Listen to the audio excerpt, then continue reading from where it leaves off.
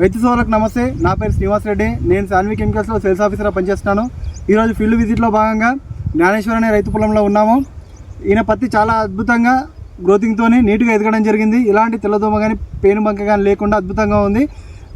ఈ పొలానికి రైతు ఏ మందులు వాడాడో రైతు మాటల్లో విందాం. నమస్తే అన్న. నమస్తే అన్న. ఏం పేరన్నా మీ పేరు? జ్ఞానేశ్వర్ అన్న. ఏం వాడిరన్న? చేను బాగుంది అన్న. ఫస్ట్ వచ్చేసి షాని కెమికల్స్ వాళ్ళది కీఫర్ అనే మందు వాడినాక 5-6 రోజులకి రిజల్ట్ చాలా అద్భుతంగా ఉంది.